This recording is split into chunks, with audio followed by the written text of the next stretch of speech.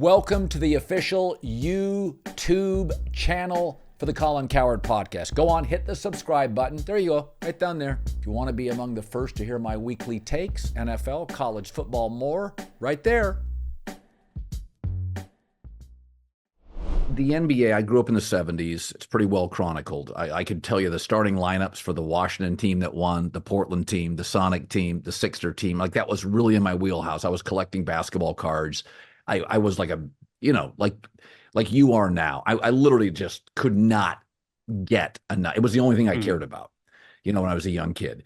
And then you get dynasties. You get the Laker dynasty and the Celtic dynasty and the Piston dynasty and the Bulls and the Shaq and Kobe and the Spurs. And so all these dynasties come up. And I do think it's the first time we don't have another dynasty. I think we have really good teams. Now, again, Denver wins it. Then you've moved into the Heatles conversation where you're darn close now. It's not a dynasty, but it does have a Spurs feel to it. Like with Jokic, he doesn't need the attention. He's the kind of guy that would take a pay cut. Like, let's just keep doing this, running it back. I don't need the drama. They have a very Spurs feel to them. The star is like a good guy, kind of Brady-esque. Like, just let's just keep our roster. But I was looking at Boston and I'm like, in this era of good, maybe Boston's just two things: very good, because they're 500 at home over the last 3 years. Historically makes no sense. That is just not the way it works. Great teams are. So think about this. They're 500 at home in the playoffs. I've only been to one finals. That's against the East. The East has been abysmal for about 4 years. So they're 500 at home in the playoffs against a weak, much weaker conference. It's hard to argue they're elite or special. What they are is very good. I think they don't have a Shaq, a Kobe, and MJ in their prime, not even an Ant. Is it possible they have two Scottie Pippens? And you're like, they're good enough to win a title, but they need some breaks. Because I keep watching them, and just, if they're not hitting threes, they get bad fast. Like, you're like, wow, and they're almost unserious. Like, the energy's terrible.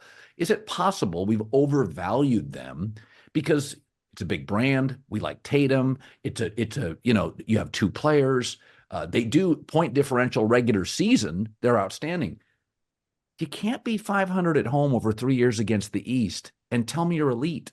That it would be different, Jason, if they had a title. And then you kind of pull the governor down. Like, we've seen this, the Shaq Kobe teams. It's like, they're great. Or KD and the Warriors. Then you pull it down. Like, let's just get through the regular season. What is Boston? Elite?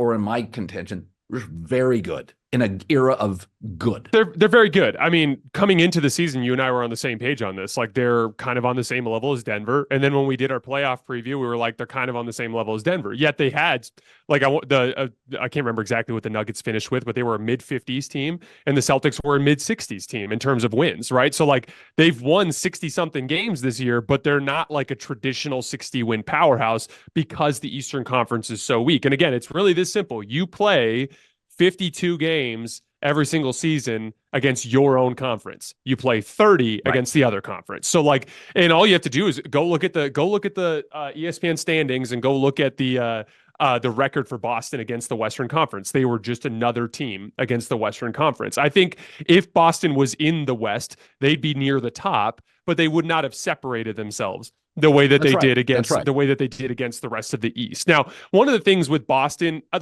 Boston has nowhere near the defensive personnel that Minnesota does. So, like, and that's the scary thing with what Denver's doing right now, is you could not build a better team to guard the Denver Nuggets than what they have. And Denver has sliced and diced them 2 games in a row now. So, like, Denver's going to score on Boston. But what Boston has that Minnesota doesn't is they have a ton of offensive skill.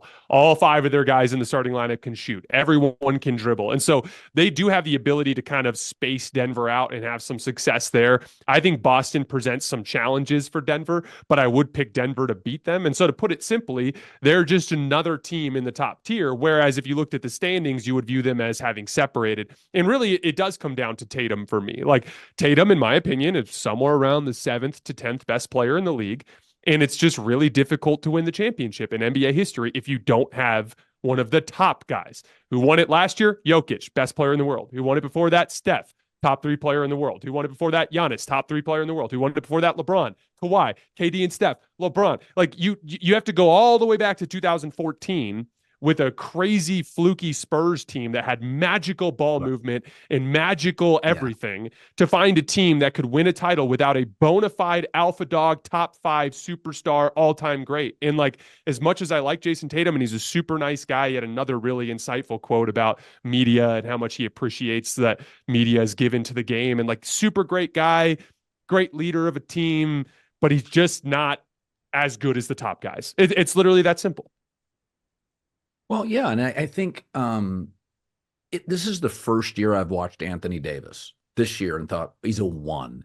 I always thought he was the best 2 in league history. I thought it was Pippen forever. And then Anthony, and we've had a few of these, like Ant's a 1. You can just see it. He the trash talk, the intensity, everything. I mean, you don't have to argue about that. Tatum is viewed as an absolute 1. What if, like Anthony Davis, he's the best 2 in the league? Because I really thought this year, I'm like, God, this is a healthy, dominant defender, mostly good offensively, plays through pain, literally changes everything. And it can allow LeBron to be a bad defender and cheat. He allows the team to cheat. And I look at Tatum and I'm like, it's not a knock. I know he makes all NBA, but it's very hard to find an all-time. Basketball is a trash talking sport. It's an energy juice sport. Most guys that are like top 5 in the league, now Kawhi doesn't talk to anybody. But I mean, most of them have a little bit of a chip, they're almost like play angry. And Tatum doesn't have that. He's got almost like a guy personality, like he lets the game come to him. He can always break guys down. When I've watched him live 3 times, he always gets his shot. But it's like he plays like a 2, but we've anointed him to a 1. And I know that sounds ridiculous, but I don't know. When I watch him play, when you say something for 5 straight years, it's probably true. For 5 straight years, we've said Jaylen Brown sometimes acts like he wants the ball more than Jason. Okay, we're on the 5th year of that. Like, that's because it feels true, right? Am I wrong? Is he a low-end 1 or is he a great 2? Not that it matters, but I watch him and I think his body language, his mentality, how he plays, his aggressiveness, he feels like a great 2. You start when you're one of those guys, when you're one of the true bona fide top tier superstars in the league, and you're in your mid to late 20s, you put together awesome playoff performance after awesome playoff performance. Like there is a level of expectation that comes from that. And I think Tatum's 26 now, and he's played 8 playoff games against pretty inferior competition, and he shot below 45% 7 of the 8 games. Like his best game is a 50% night. So like you'd think that there'd be a 14 for 20 game in there somewhere, right? It's one of those things where like, and it really does come down to the first step for me. He's a guy that doesn't have a great first step and is an inconsistent jump shooter. Like those 2 things are going to render you, like, he does a lot. He's a very good defensive player. He's a much better playmaker than most of his forward peers that he has in the league. He's a very good player. I want to be clear, like top 7, top 10 in the league is nothing to like, to thumb your nose at. But at the same time, like, there's levels to this. And when you get to those top guys in the league, it's like, how is it that 39-year-old LeBron James was having a monumentally more a productive offensive playoff run than you against inferior competition every single night? Like it really is bizarre. But like at the same, and here's the other thing too, what really concerns me is Boston has no hierarchy.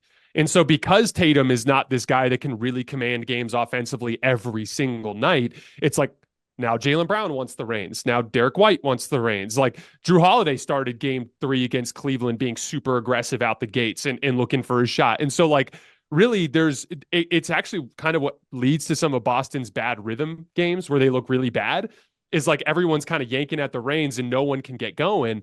And it's like, that's just not what it's like on these other teams. It's like, if you watch the Cavs, who's running the offense for the majority of the game? Donovan Mitchell. If you watch the Knicks, who's running the offense the majority of the game? Jalen Brunson, Tyrese Halliburton. It's Nikola Jokic and Jamal Murray. It's Anthony Edwards. It's Luka Doncic. It's Shai Gilgeous-Alexander. In Boston, it's like, it's all just vibes. It's like whoever wants to take control can take control. And And that's the thing is like, no, like this, if this team's going to get to the promised land, Jason, like you've got to really take control of this thing because it's all great against Cleveland and it's all great against Miami without Jimmy Butler, but you got a little bit of a tougher team in the next round. And then you're going to walk into most likely a Denver team in the NBA finals that's going to want to snatch your heart the way that they're doing to Karl Towns and all these other guys from Minnesota. And so it's going to get harder and they need more out of him. And he just hasn't been able to get there consistently.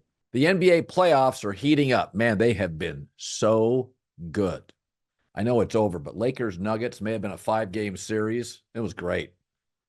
Knicks, Sixers, amazing. Why don't you sign up for the DraftKings Sportsbook app? It takes 90 seconds. The official sports betting partner of the NBA. If you're in DraftKings, once you sign up, you got to check this out. New customers bet $5 to get $150 in bonus bets instantly. Great proposition, right? $5, you get $150. Download the DraftKings Sportsbook app. The code's Colin, C-O-L-I-N. It's me, C-O-L-I-N. Really quick, really easy. If you've never bet sports before, check it out. Really makes the games fun.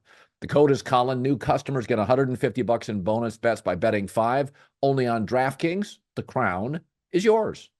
Well, and I think if you look at what Brad Stevens did, the construction of the team, Porzingis was off a very good offensive year. Drew Holiday was a better offensive player than Marcus Smart. To me, Brad Stevens is telling you they didn't move off Al Horford, who can have these weird offensive nights. Like, I'm watching Brad Stevens, who was a really smart guy, and I'm like, he wanted more offense. Like, he clearly, if you go look at Kobe, it was getting people that didn't threaten to take shots against Kobe or MJ or right. You don't want to take the ball to even Jalen Brunson's hands. Like don't take the ball to his hands too much with Luka, although his ball usage rate is too high. But it kind of looks like Brad Stevens said, I'd like to get better scoring in the front court. I'd like a better offensive player than Marcus Smart. Like he was just adding offensive chips. That's okay. But it's a lot of times if you have the guy, it's not about that. It's about it adding guy who can take off some of his defensive pressure, some size at the rim. If you go look at what they added to LeBron, they didn't get Kevin Love to take the ball out of his hands. Basically, it was Battier, Allen. It was just other people that could augment the game, but not take it over. I look at them and I'm like, when he was healthy, Porzingis would have 28-point nights, and you're like, oh, this feels like his team tonight. Like this is his team. So again, that's viewed as a criticism. But if you watch how a team is run, they'll tell you what they are. I always say this. When you watch a football game and you watch what the team does in the first two series, they're telling you this is what we think we can do. Because you want to get ahead. If you lead in an NFL game, you take the lead, you win like 65% of the time. So teams are telling you, this is what the film says. We can do this. They can't stop this. There are times when I watch the Celtics and I'm watching the construction of them. And again, I'm spitballing, but there are times I watch them and they're telling me they have reservations whether Jason can take a series over. Jokic, it's established. Ant already, it's absolutely established. Donovan Mitchell can be hot and cold, but Jesus. I've got to tell you something. I said this the other night. Jalen Brunson gets more consistent. He's not as athletic as Tatum. Jalen Brunson gets great looks. He gets great I don't know shots. how he does it either. Great shot. So anyway, it'll be viewed as a criticism, but I think it's a reality.